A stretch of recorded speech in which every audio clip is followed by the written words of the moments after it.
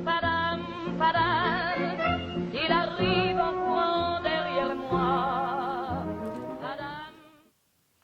Excuse me po. May alam po ba kayo dito na malapit na talyer? Siraan po kasi ako eh. Ay, nako, iho. Gabi na. Mabuti pa, dito ka na magpalipas ng gabi. At bukas, pagdating ng asawa ko, papahatid na lang kita sa talyer. Sige po, salamat po.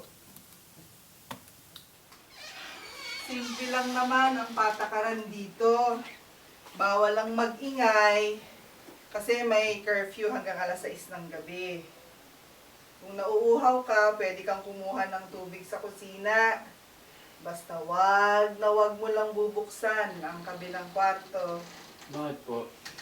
Basta, makinig ka na lang. O siya, pahinga ka na.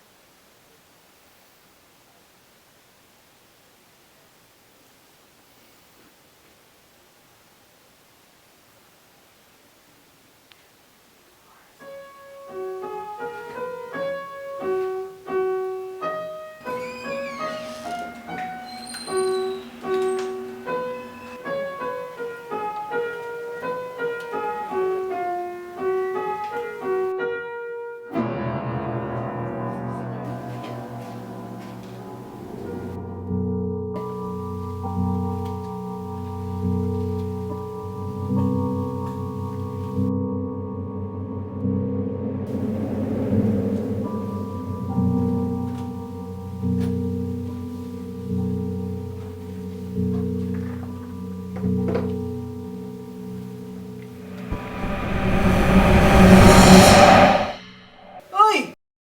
Anong ginagawa mo dyan? Halika! Magkape ka! O, iho, bakit hindi ka makatulog? May narinig akong piano. Ano? Sino po ba yung nasa tabi ng kwarto ko? May nakakita kasi yung babaeng nakaputi. Ha? Matagal nang sarado yung kwartong yun ah. Eh, sino po yung Pumasok ka sa kwarto? sumilip ng po? Ano po ba nangyari?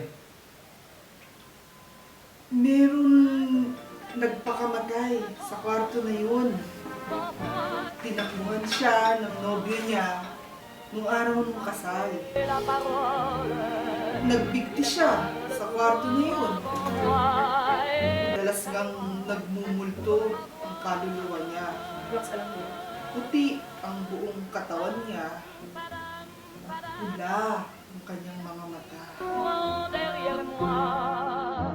Padam, padam, padam, il me fait le coup du souviens-toi.